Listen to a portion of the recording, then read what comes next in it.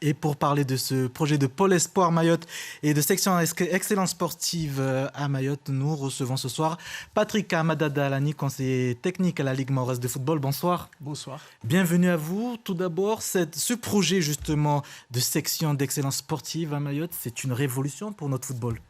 Oui, c'est une révolution, mais par contre, permettez-moi d'abord de remercier enfin nos élus qui ont bien voulu, en tout cas, cette année nous accompagner là-dessus et nous mettre à disposition le centre d'hébergement de la Mamie pour justement l'installation de ces sections sportives d'excellence. Donc, c'est une révolution parce que, enfin, sans manquer à Mayotte, ça fait un bon moment, ça fait longtemps plutôt, qu'on essaie de trouver une structure de haut niveau pour justement pouvoir former nos gamins. On ne l'avait toujours pas. D'ailleurs, on avait longtemps demandé la mise à disposition de cette structure qui est à Cavani, le centre d'hébergement.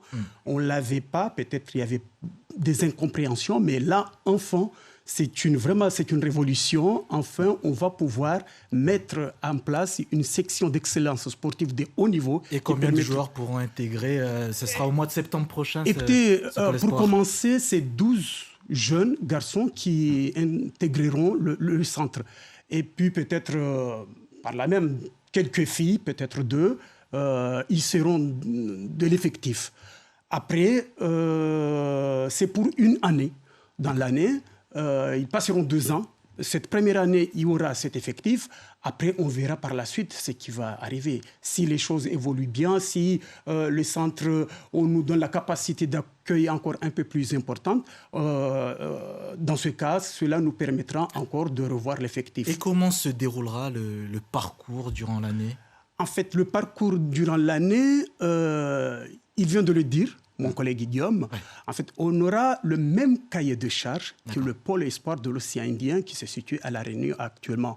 En fait, il y aura un suivi nutritionnel, il y aura un suivi médical, 15 heures d'entraînement par semaine, ainsi de suite. Donc là, ils vont s'installer là.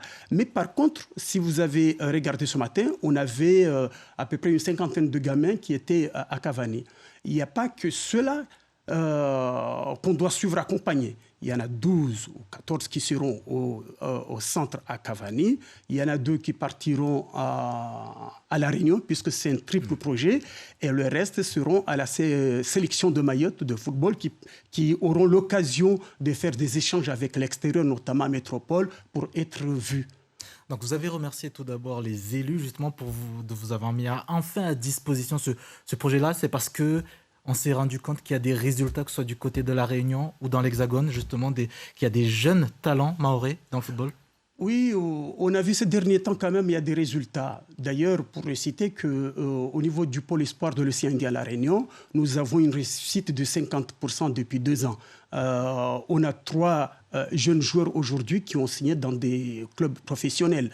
Donc, cela veut dire quoi? Que nos élus, à partir de ces résultats, se sont peut-être rêvés, je ne veux pas dire qu'ils se sont rêvés, mais ils avaient la volonté politique justement de faire avancer les choses et nous ont mis cette structure à disposition.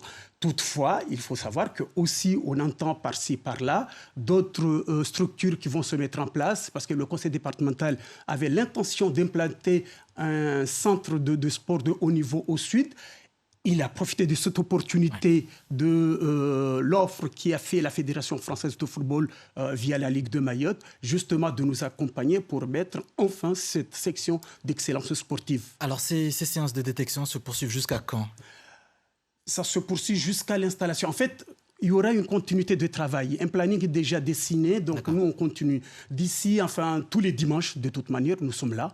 Ça fait déjà 2 dimanches que nous avons commencé. On va poursuivre le travail. Et puis, à la fin, lorsqu'on aura les 2 qui iront à La Réunion, on continuera pour justement... Ils seront connus quand ? Pardon ? Ils seront connus quand, justement les 2, c'est le 6 mai. Le 6 mai, il y aura le concours pour le pôle espoir. Et puis suivra le concours d'entrée au CES. C'est noté. Merci beaucoup, Patrick Amadada. C'est moi qui vous remercie. Notre invitation.